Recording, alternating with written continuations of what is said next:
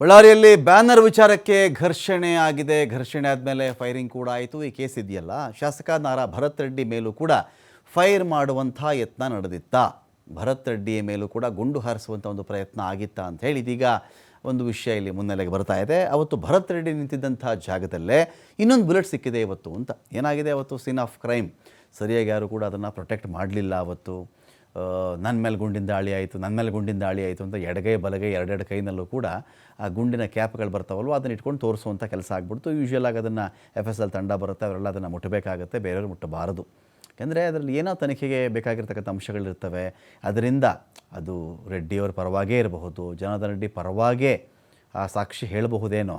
ಆದರೆ ಅವ್ರುಗಳೇ ಅದನ್ನು ಕೈಯಲ್ಲಿ ಮುಟ್ಟಿಬಿಟ್ಟಾಗ ಅವ್ರ ಪರವಾಗಿರ್ತಕ್ಕಂಥ ಸಾಕ್ಷಿಗಳನ್ನು ಅವರೇ ಹಾಳು ಮಾಡ್ಕೊಳ್ಳುವಂಥ ಚಾನ್ಸಸ್ ಕೂಡ ಇರುತ್ತೆ.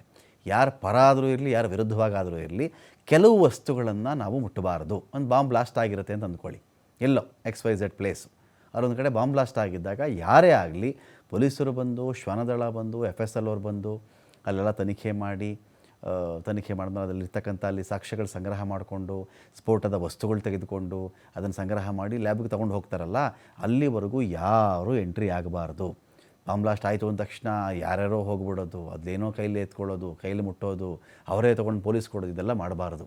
ಒಂದು ಫಿಂಗರ್ ಪ್ರಿಂಟ್ ಇರಬಹುದು, ಯಾವುದೋ ಪ್ಲೇಟ್ ಇರಬಹುದು, ಯಾವುದೋ ನಂಬರ್ ಇರಬಹುದು, ಅದರ ಮೇಲೆ ಯಾವುದೋ ದೇಶದ ಒಂದಷ್ಟು ಅಕ್ಷರಗಳಿರಬಹುದು, ಯಾವುದೇ ಭಾಷೆಯ ಅಕ್ಷರಗಳಿರಬಹುದು, ಮ್ಯಾನುಫ್ಯಾಕ್ಚರ್ ಯಾರೋ ಮಾಡಿರಬಹುದು, ಅದರಲ್ಲಿ ಪ್ಲಾಸ್ಟಿಕ್ ಇರಬಹುದು, ಮೆಟಲ್ ಇರಬಹುದು, ನಟ್ಟು ಬೋಲ್ಟ್ ಇರಬಹುದು, ಗೊತ್ತಿಲ್ವಲ್ಲ. ಅದರ ಆಧಾರದ ಮೇರೆಗೂ ಕೂಡ ಯಾರು ಮಾಡಿರೋದು ಗೊತ್ತಾಗುತ್ತೆ. ಎರಡೇನೋ ಮುಟ್ಟಿಬಿಟ್ಟಾಗ ಅದು ಹಾಳಾಗುವಂಥ ಚಾನ್ಸಸ್ ಜಾಸ್ತಿ ಇರುತ್ತೆ ಅಂತ. ಇವತ್ತೇನಾಗಿದೆ, ಭರತ್ ರೆಡ್ಡಿ ಅವತ್ತು ನಿಂತಿದ್ದಂಥ ಜಾಗದಲ್ಲೇ ಒಂದು ಬುಲೆಟ್ ಪತ್ತೆಯಾಗಿದೆ.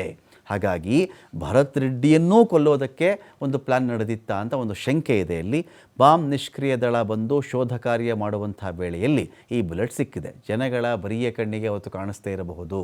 ಆ ಗಲಾಟೆಗಳ ನಡುವೆ ಈ ಒಂದು ಬುಲೆಟ್ನ ತುಣುಕು ಅವರಿಗೆ ಸಿಗದೇ ಇರಬಹುದು. ಆದರೆ ಇವತ್ತು ಬಾಂಬ್ ನಿಷ್ಕ್ರಿಯ ದಳ ಬಂದು ಪರಿಶೀಲನೆ ಮಾಡಬೇಕಾದಾಗ ಕೆಲವಲ್ಲಿ ಮರಕ್ಕೆ ಗುಂಡುಗಳು ತಾಕಿ ಬಿದ್ದಿವೆ, ಕೆಲವು ಗೋಡೆಗಳಿಗೆ ತಾಕಿ ಬಿದ್ದಿವೆ. ಆ ತರಹದಲ್ಲಿ ಒಂದು ಬುಲೆಟ್ ಸಿಕ್ಕಿದೆ. ಯಾವ ಜಾಗದಲ್ಲಿ ಭರತ್ ರೆಡ್ಡಿ ಅವತ್ತು ನಿಂತಿದ್ದರೋ ಅದೇ ಜಾಗದಲ್ಲಿ ಬುಲೆಟ್ ಸಿಕ್ಕಿದೆ ಅಂತ ಇವತ್ತು. ಇದು 9mm ಬುಲೆಟ್ ಪತ್ತೆ ಆಗಿರೋದು. ಶಾಸಕ ಜನಾರ್ದನ್ ರೆಡ್ಡಿ ಮನೆ ಬಳಿ ಬುಲೆಟ್ ಪತ್ತೆ ಆಗಿತ್ತು. ಬಳ್ಳಾರಿಯ ಅಹಂಭಾವಿಯಲ್ಲಿರ್ತಕ್ಕಂಥ ಜನಾರ್ದನ್ ರೆಡ್ಡಿ ಅವರ ಮನೆ, ಬುಲೆಟ್ ಪತ್ತೆ ಆಗಿರ್ತಕ್ಕಂಥ ಸ್ಥಳ, ರಸ್ತೆಗಿರುವ ಬ್ಯಾರಿಕೇಡ್ನಿಂದ ಅಳತೆ ಮಾಡಿದ್ದಾರೆ ಅವರು.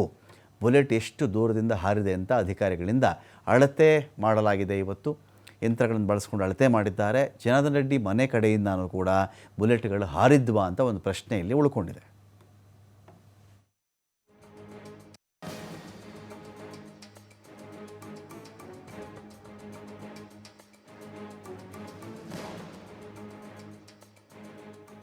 ಬಳ್ಳಾರಿಯಲ್ಲಿ ಬ್ಯಾನರ್ ವಿಚಾರಕ್ಕೆ ಘರ್ಷಣೆ ಆದಂಥದ್ದು ಎಲ್ರಿಗೂ ಗೊತ್ತಿದೆ. ಫೈರಿಂಗ್ ಪ್ರಕರಣಕ್ಕೆ ಸಂಬಂಧಪಟ್ಟಂತೆ ಜನಾರ್ದನ್ ರೆಡ್ಡಿ ಮನೆ ಬಳಿಯ ಹೊಡೆದಾಟ ಪ್ರಕರಣಕ್ಕೆ ಬಿಗ್ ಟ್ವಿಸ್ಟ್ ಸಿಗ್ತಾ ಇದೆ. ಇಲ್ಲಿ ಜನಾರ್ದನ್ ರೆಡ್ಡಿ ಮನೆ ಕಾಂಪೌಂಡ್ನಲ್ಲಿ ದೊಣ್ಣೆಗಳ ರಾಶಿನೇ ಪತ್ತೆ ಆಗಿಬಿಟ್ಟಿದೆ. ಅಲ್ಲಿ ಕಾಂಪೌಂಡ್ ಒಳಗಡೆ ದೊಣ್ಣೆಗಳ ರಾಶಿ ಪತ್ತೆ ಆಗಿದ್ದು ಒಂದು ಕಡೆ, ಕೆಲವರು ಕೈನಲ್ಲಿ ದೊಣ್ಣೆಗಳನ್ನು ಹಿಡ್ಕೊಂಡು ಕೂಡ ಬಂದಿದ್ದಾರೆ. ಆಯ್ತಪ್ಪ, ಯಾರೋ ಸುರಿದು ಹೋಗ್ಬಿಟ್ಟಿದ್ದಾರೆ ಅಂತ ಅಂದ್ಕೊಂಡ್ರು ಕೂಡ ಈ ಕೆಲವರು ಯಾಕೆ ಈ ದೊಣ್ಣೆ ಹಿಡ್ಕೊಂಡಿದ್ದರು, ಈ ದೊಣ್ಣೆಗಳನ್ನ ಹಿಡ್ಕೊಂಡು ಸರಿನಾ ಅಂತ ಕೂಡ ಒಂದು ಪ್ರಶ್ನೆ ಇಲ್ಲಿದೆ.